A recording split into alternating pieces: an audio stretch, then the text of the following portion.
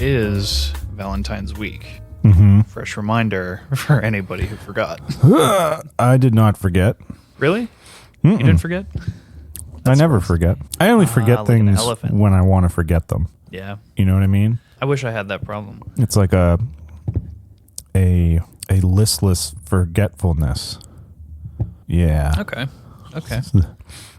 I'm not using that word properly, but it just sounded good. I'm in for sounded good.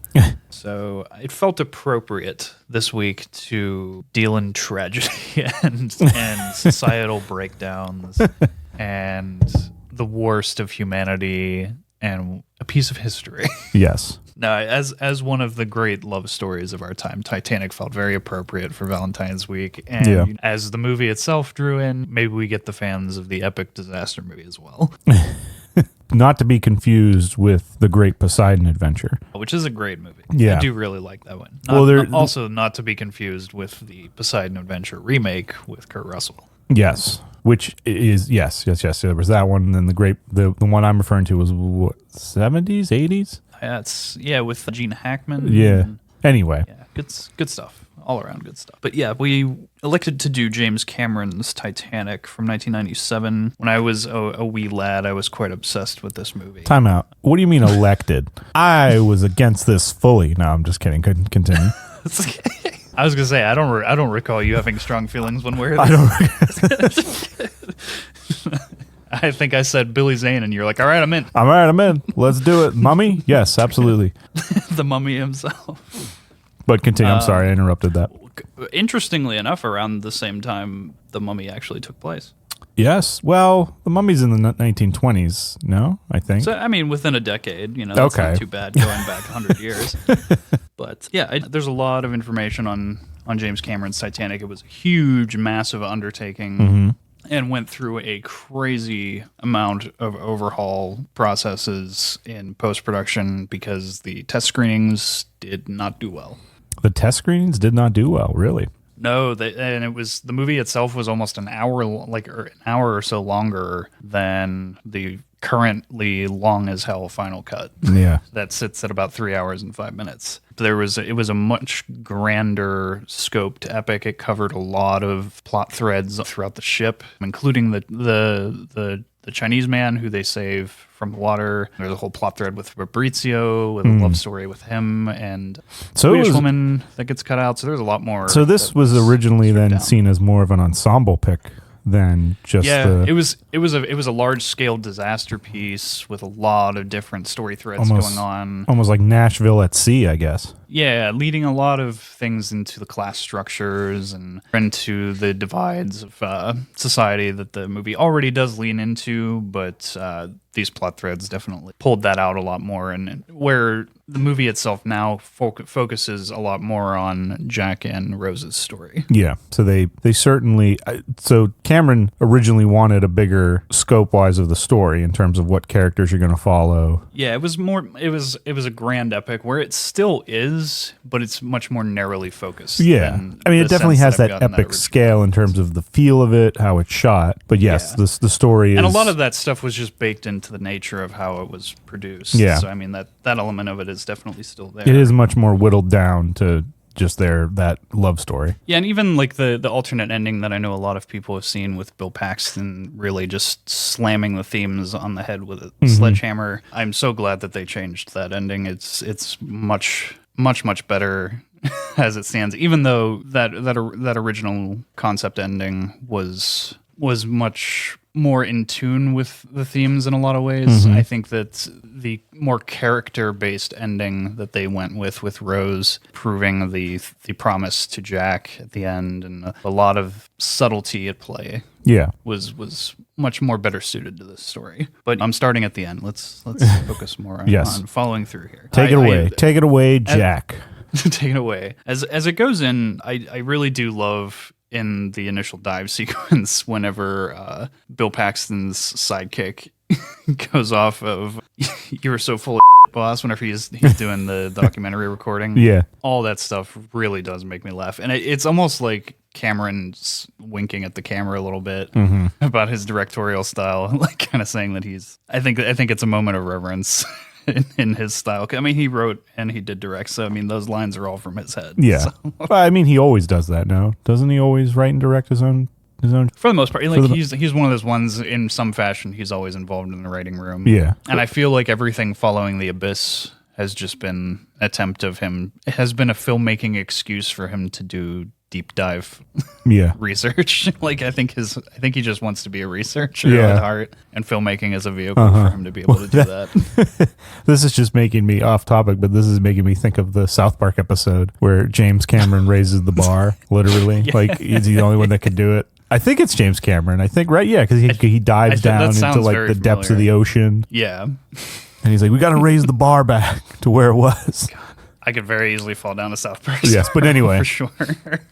I'll try to keep myself in sync. Yeah. I thought that this kind of in the way that Interstellar was, like, drove a lot of things outside of the realm of just storytelling. It, like, spurred some real-world conversations of the forensics of the Titanic sinking, and definitely drove historians to up their game and advance the research of, like, how this all went down. And there's a lot to that. I think Interstellar spurred an actual series of legitimate papers on black hole theory that have, like, changed the debate and reframed everything. And I think Titanic was in a similar category where we've since, like, really come to a better understanding of how this event actually occurred. Even just the actual forensic science of how the ship actually sank, down to like the societal breakdown of the culture aboard the ship, as it's very well documented within the movie and within history, how it was the cultural divide, it was the class structure of the separate areas of the ship that really caused a lot of this to break down. And it's a very interesting case study on that aspect alone. Sounds almost like today. No. Yeah, it's a less exasperated version of today. Down to James Horner's score. I mean, long-term collaborator with James Cameron following that point. The two of them worked very well together, and James Horner just knows how to literally play the heartstrings. If you look back to like Jumanji in the 90s, every score he did, he really like raw emotion. Yeah, in my opinion, coming out through his work on the page and in the performance of those scores. I think he was one of the greats, and we unfortunately lost him too early as well. But yeah, he was fantastic. Yeah, I do think that this film was a superpower in demographics. It's one of the ones that just has something for everyone. If you're not a fan of history itself, it's still like a really great disaster piece. It's a great love story. There's a lot of impressive action in it. There are performances. I mean, it's one of those ones that fires on all cylinders. No pun intended. Okay. Pun absolutely intended. You think? Yeah, the casting. You think it goes to all demographic? You think it's a wide? I think it's one that, in my personal opinion, everybody can get something out of. Okay. I think it's the most broad-based film that Cameron's ever made. I mean, it definitely is a popcorn blockbuster film. I mean, it was the top film gross-wise of all time for, I think, until Avatar, right? I think, yeah, decades worth. I mean, I think maybe Dark Knight bopped it out there for a minute, but that would have been no more than a year. Yeah. Preceding Avatar. Yeah, the cast, at the time, this was an unprecedentedly strapped cast, like down to Bates. Bill Paxton, longtime collaborator with James Cameron. I mean, he's the only actor to be killed by a predator, a Terminator, and an alien. Xenomorph. So Bernard Hill, who we saw in Lord of the Rings. Yes, Theoden himself. A bit last week. Yeah, Theoden. We actually get a scene with Theoden, Reed Richards, and there was a third one in there that I couldn't remember, but it was just like, whoa, there's a...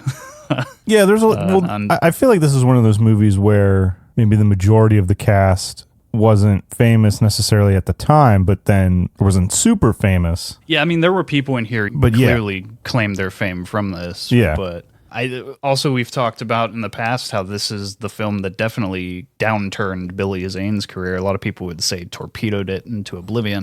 Which is weird. I don't get why this particularly. I think because, honest to God, he knocked out of the park to such an insane degree one of the biggest pieces of all time. Yeah. I think he was just such a hateable character, and he did it so well that nobody wanted to see him again.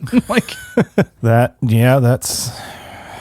sounds like... I think when he when he'd had this and in a similar proximity to the Phantom coming out, he also played a wealthy figure in the Phantom, but he was supposed to be a likable wealthy figure, and that just, when you're going up against Kaladin Hockley, who's a rich asshole in every sense of the word, it doesn't sell, so to speak. But I do like Billy Zane. I especially like him recently in The Boys. He's fantastic playing an alternate version of himself in that show. Just he's a good dude, but he played a very unlikable dude a little too. And that was just the that was all she wrote, as they say. The tip of the iceberg.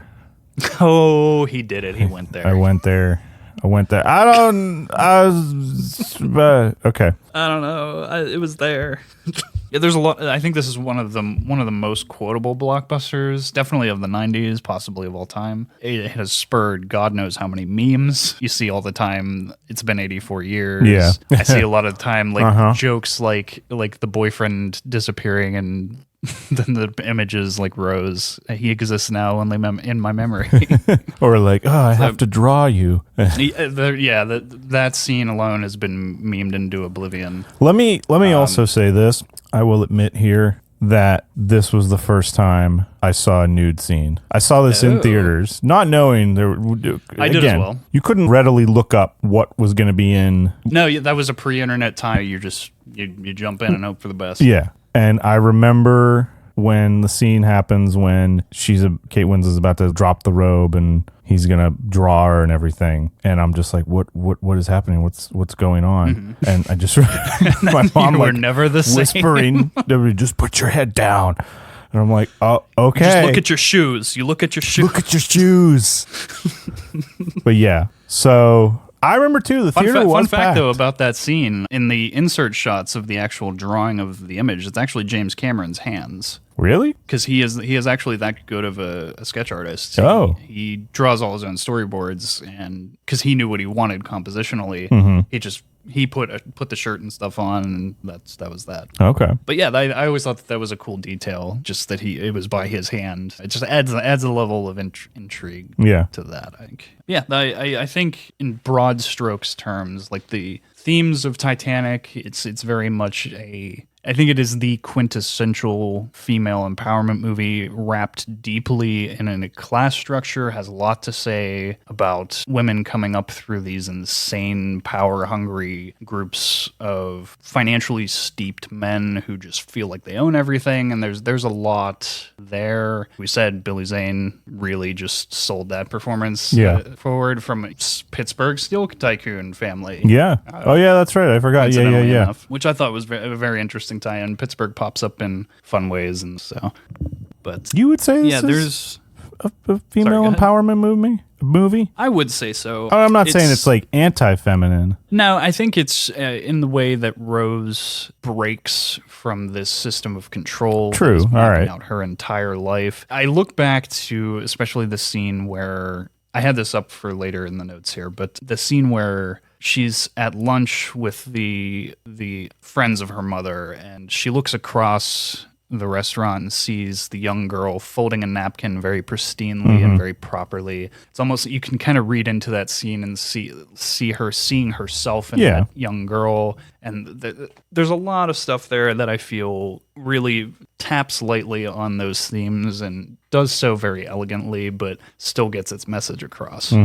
In a good way, I think. And I think that was a little unprecedented for 1997, at least for sure on this scale, to a movie of this visual and budgeted caliber. Yeah. So I think that there's a lot there in terms of that. Too, and I think just thinking about it, like today, movies, TV shows, whatever, have become to the point where they become so formulaic in the sense, you gotta tick all these boxes off. Yeah. So I guess just the rather concept, than just elegantly telling us a story. I guess just the concept of what you had mentioned, it just never occurred to me because they just did a good job telling a good story. That I was like, oh yeah, I guess they did sneak that one in there, and that's okay. Like and I also the scene between Rose and her mother, I think taps on that as well. Yeah, thematically, where they're discussing the finances of their family and how as women they only have so much to work with in terms of standing on their feet. And especially given for commentary on society in 1912, yes, that is very much a relevant to this story. Which too, like you think like historical wise, this is still on the tail end of the Victorian era. Yeah. World War I hasn't started yet, which many historians argue World War I is what helps birth like the modern world that we live in today. Oh, big time. Absolutely. So you think it is a very, very different time. Very different time. Also, they even make commentary of this towards the end of the film, but right on the cusp of the stock market crash, just about a decade some later, things were riding high up until that point. Yeah. All these high society types were living in the highest of highs, and then overnight you see them dip into the lowest of lows. Yeah. So, I mean, class structures around that time were the thing. I mean, there's a lot to be said there for that, and I think that this movie, you can even look at some of the way the scenes are cut. Right after the hitting of the iceberg, you see the cut directly back and forth between the lower deck response to that. They can hear it waking them out of bed, screeching against the walls, and then cut directly to the upstairs, and you see one of the high class women go, "I believe I felt a shudder." I shouldn't worry, likely back into bed. We likely threw a propeller blade, is what you found. Get back in. Get back in there. But yeah, I also like the production standpoint. I mean, they built half of the ship itself. Yeah, I mean, well, they used real in this, didn't they? They used some authentic cast moldings for some of the china and some of the vases and things off of like real elements and stuff to get as accurate as possible. They even used a port as close as they could get, but it was actually faced in the wrong direction. So what they ended up doing was mirroring a lot of the typefaces for a lot of the signage, all the trucks and carts and stuff loading up the ship in that port sequence. All that stuff was printed backwards so they could mirror the port. Yeah. In the edit. All that stuff I thought was very clever. And they actually, for the later scenes, they printed a lot of things double because they only had half of the ship lengthwise. So anytime they needed to show the other side, they would have to mirror once again. So interesting levels of production there and clever fixes for a rather complex problem. Well, no, yeah, and I'll just come out and say it. Titanic isn't one of my favorite movies. Interesting. And I think it's more just because I don't know if I'm trying to say that just to say that, like contrarian just for the sake of doing it. I'm the polar opposite of that. When I was a young lad, I actually like when we discussed with Phil in Volcano how he got books out on volcanology. I was getting books out on Titanic, and I was researching the White Star Line. Not that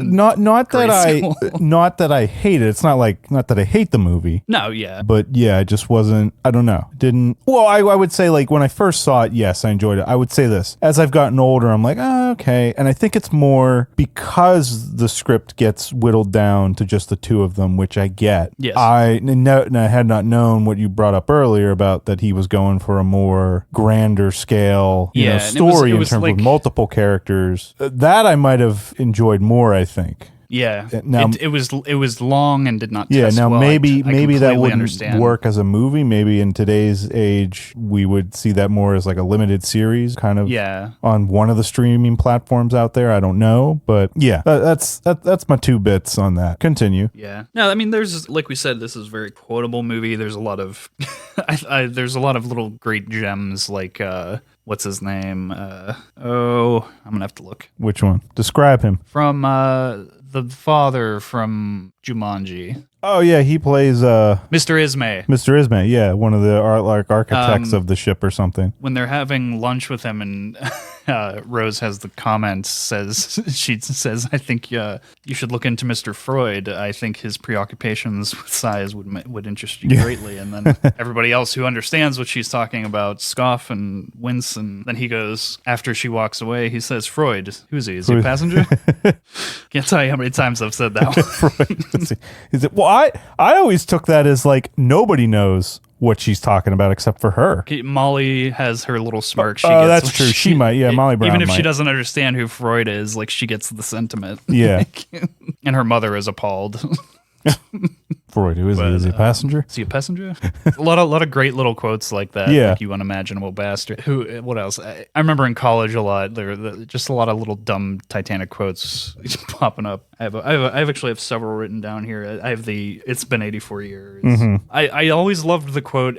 Outwardly, when Rose is first walking onto the ship, she says, "Outwardly, I was everything a well-brought-up girl should be. Inside, I was screaming." And then the smash cut to the horn, to the blaring. Oh, the blaring of the steam stacks, all that. And then immediately change. Like, that is such like a story bullet, and then it immediately changes over and starts you into Jack's story. I thought that the edit was so finely tuned. Yeah, and got us rolling along. And there's ironically enough, there's no dead weight when like the story itself is about dead weight falling to the depths of the ocean. But I think that the fact that they actually dove down and got legitimate photography of the sunken ship, I mean, like, that stuff was all shot that was for good. the Well, they movie. did miniatures too for some of those wide shots. No, I think that this movie stands as by far the best miniature work of the 90s. Oh, no yeah. question. I'll give it that. No question. The miniature photography of this is unparalleled. They were doing things like vastly ahead of their time, like shooting the accurate frame rates to scale. I mean, that was stuff that only Kubrick had done prior to this, I think. So, I mean, like, way ahead of time thinking in terms of stuff that wasn't popularly known. Like, only a select few knew those kinds of things and how to tweak them properly. The stage work, sinking all of these immense stages under 12 feet of water. Like, I mean, the amount of work that took is absolutely insane, and the amount of money it took is even more insane. Not to mention actually tilting the exterior set itself. They did a lot of cheats with groundbreaking CGI work to accentuate that, but I mean, they still tilted a full-scale model of Titanic to like a considerable axis and did it in the water. That's insane. They had a lot of clever little tricks too, like because it wasn't fully tilted on axis, to get people to slide, they had little rollers built into their costuming and stuff. Like, there was a lot of cool little tricks. Well, like there's definitely a lot of top-notch practical special effects going on in this. This is definitely one of those times where you had Jurassic Park like only 4 years earlier. You had, did Independence Day come out yet? No. This was 97. I believe Independence Day was 98. Okay. You definitely had this era of computers aren't nearly as powerful as they are now, but they were still there. So it was like people were getting to be able to do new things, but they still had to rely on the old ways of doing it. So you got like this interesting blend when it comes to, I think, the effects department. I think the powerhouse of how to do that is continuously changing up the effect and using the right effect for the right shot. And that way your audience is focused less on how it was done and more into the storytelling. So if you use any one effect, it becomes, oh, that's how they did it, and then that's all you can think about. But then when you can't tell shot to shot what the effect is because it's so different each time, you just get lost in the mystique of it. And I think that's the best way to do it. It's a very expensive way to do it, but it is the most effective. I mean, I feel like if Cameron could have had his way, he would have built a whole new Titanic and shot it and sunk it. If he would have fully had his way, yes. I think he was starting, as he fully dipped his toe this time around, he had dabbled previously in high-scale CGI, but this was like his first like massive scale foray into CGI in a feature. I think he started to get a taste for how many problems that could solve, and I think it became very apparent by the time Avatar came around that he wanted to make that the catch-all solution to a lot of problems. Did they ever build? Do you ever remember hearing that they were going to, not related to the movie, but Titanic itself, the real one, that they were going to build a Titanic 2 and did that ever happen? They're going to take the same journey? There are apparently still plans to do this. Okay. But it hasn't happened, right? To my knowledge, it has not yet set sail. Okay. Yeah, that was interesting. I actually did get to check out the Carnegie Science Center exhibit that recently had the Titanic. That was interesting. They actually had a physical block of ice that you could press your hand against that was the accurate temperature of the water, and you could see how long you could just even hold your hand on it. All right. That's interesting. I was like, I can't even hold my hand on here, and these people were sitting in this water for hours. Yeah, it was pretty interesting. That exhibit was pretty fascinating. Kind of heartbreaking, actually. Because you get a real world sense of how tragic this event was. One of the things I really love about Titanic and the way it's told is very subtle in its storytelling, and it's something we've discussed quite a few times before. There's a lot of plant and a very effective plant and payoff in Titanic. Yeah, no, there is definitely. Just even to Jack climbing up to the first class section from second class, I mean, that pays off in the third act because he knows how to quickly traverse all that as they're rushing to try. It's not slammed on its head at all, but I mean, he knows that because he's already done it. Yeah. There's a couple of tragic elements of this when they imprison Jack after framing him for stealing the diamond. They take his jacket away, which I know is not his jacket, but that's partly what kills him. I mean, he doesn't have any. He's got a thin shirt on by the time he's in the water, and there's little things like that like, yeah, maybe Kaladin didn't actually kill him, but he definitely contributed to the events that led to his death. Oh yeah, I mean indirectly, yeah, absolutely. Yeah, like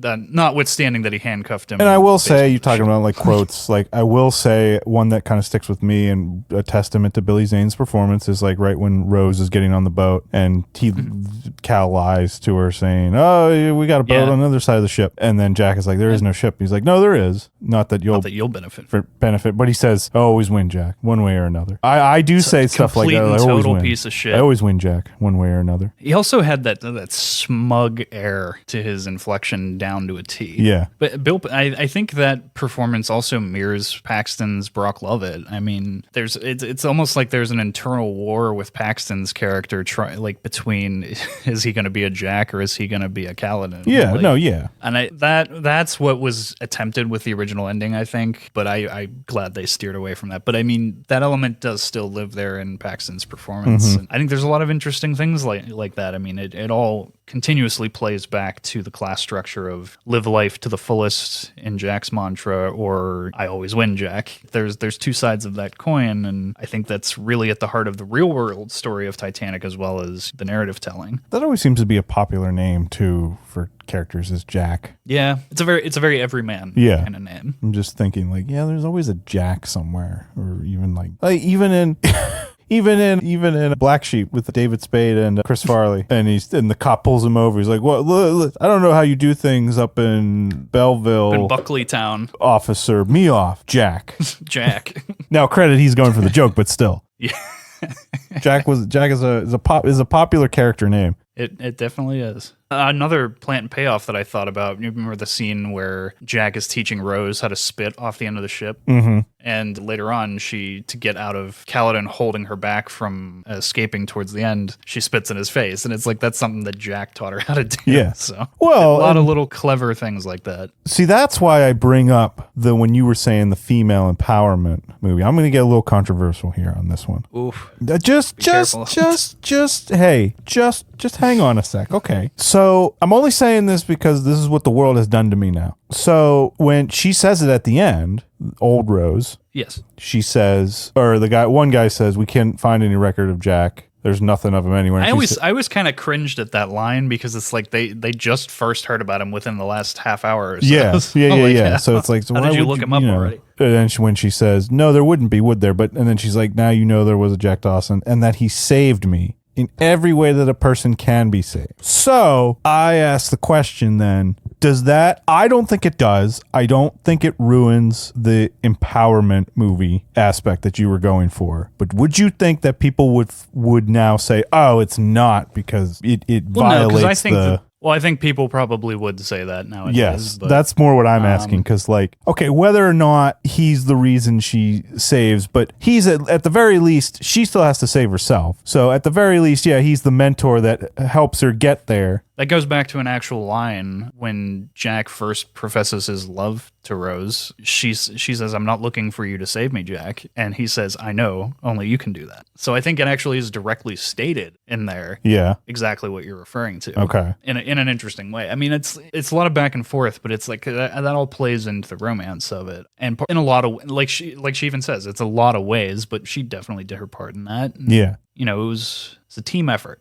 Team effort all around. Team effort all around. It's so weird how I look at movies now, stories, whatever, and it's like you always have to be like, all right, who's gonna not be happy that we're doing this? I mean, you're always gonna have that. Yeah. I don't think that that's avoidable in this day and age. I mean, you also have from the Cameron world another Jeanette Goldstein cameo. She was in to my understanding, at least following Terminator 2, she's in pretty much every one of his movies. Who's she in this? Oh yeah, no, that's right. She's like that mother that's Irish in it mother. for a little bit. Yeah. Yeah, and she's the stepmother in Terminator 2. She's the warrior in Aliens. Yeah, no, she's telling the kid, she's putting the kids to bed with the Legend of Tir na Nog. Given the most heartbreaking of delivery.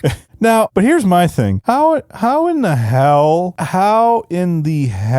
would those kids have even, how would she even have gotten them to go to sleep? By reading them the story of Tir na Nog. But like, holy, there's like, they got people like shooting each other and flying around up top. The ship's going down. I mean, they're in steerage. Those kids can't hear. But when the ship like splits or like it goes, it's sticking up in the air. You mean to tell me they're still asleep during all this? We don't see any I know, happen. but I'm just like, now how is this off working? Screen. I demand a refund. All these years mother later, doing her best. I want my, oh God, what would it have cost back in '97? Maybe like $5. What do you think? Maybe it was like $5 for a movie ticket. Oh, whatever. $5, Adjusted for inflation, I'll even just like give them a break. I want $10 back. I demand it. Man, I saw this in theaters like 7 times.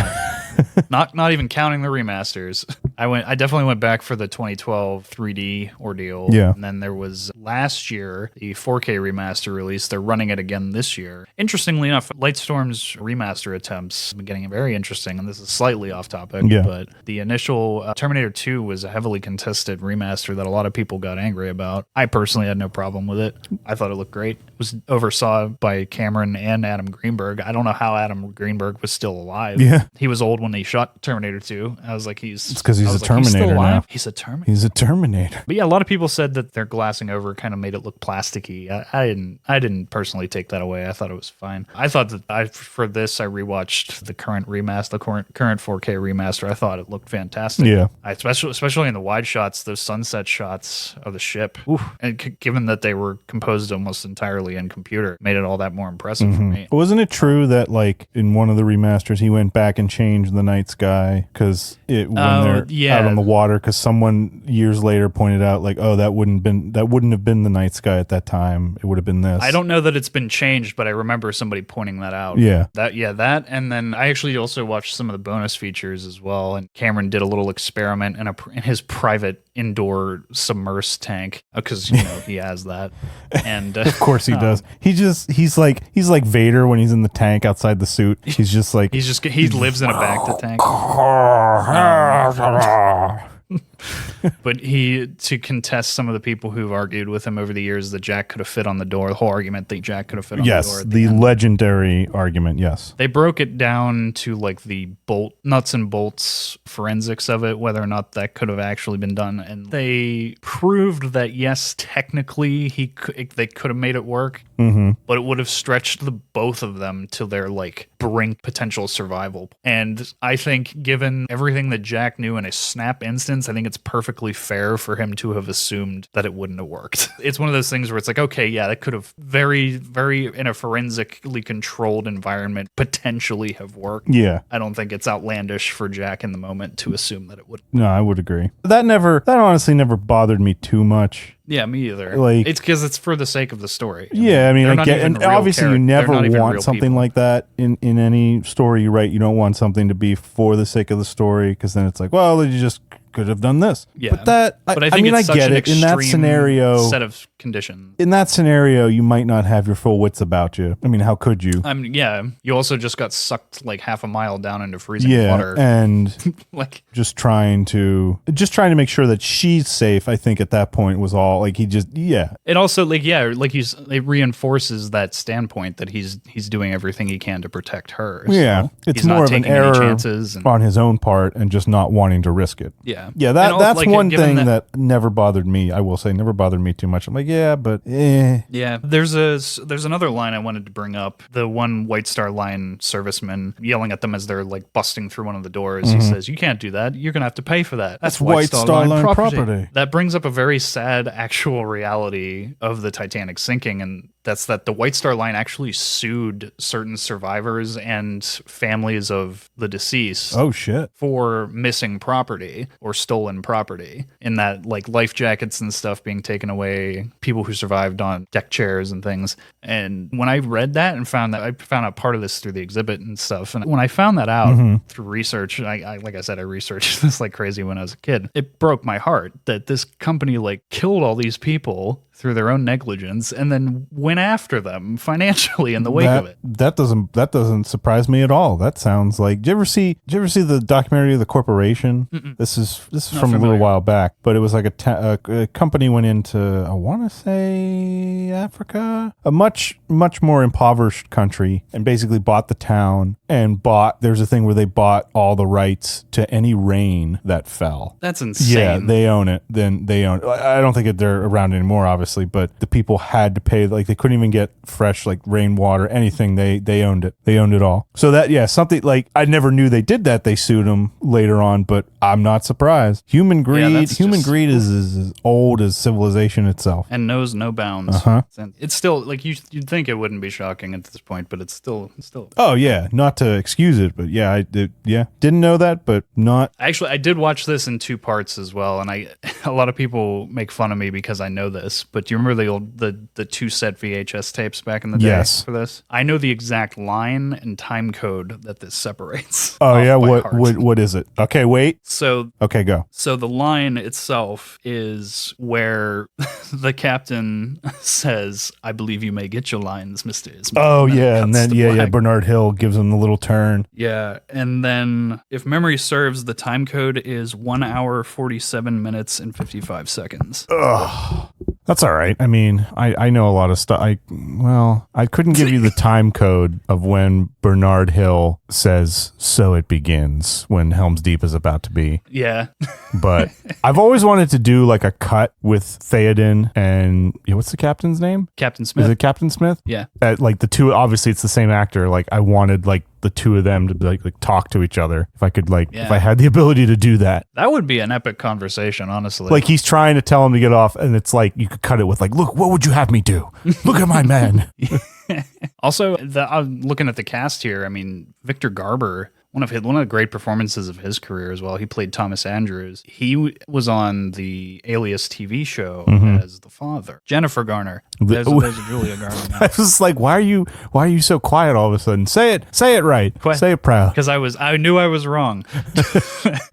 I can't remember all these people's names. I'm amazed I remember half of them. Yeah, I do think that this is one of the films that will truly stand the test of time. The sinking of the ship has already been proved somewhat inaccurate. Yeah. Largely because of the research that's been done as a result of the success and fame and intrigue in pop culture. Well, it is one of those things, like I've always said, I've mentioned this before, like if a movie doesn't necessarily have to be 100% historically accurate, but if it can at least spark the interest in the real history, then I think that's good. Yeah. The main contention with that is how high the arc was in the back end of the ship. Right. New science is saying that it did not tip to a full goal like the film supposes. You could debate that back and forth because nobody was there. And the eyewitness testimony is from a small handful of people that survived to see it actually occur. So I think that one's up for debate. But then a large part of it is, if you want to get down to the brass tacks of it, is really bolts down to the bottom armored portion of the ship and how it was bent is the only thing to really suggest that. And with it hitting the ocean floor, you kind of got to take the existing forensics there with a grain of salt. And the fact that we were only able to examine it some 70 plus years after the fact,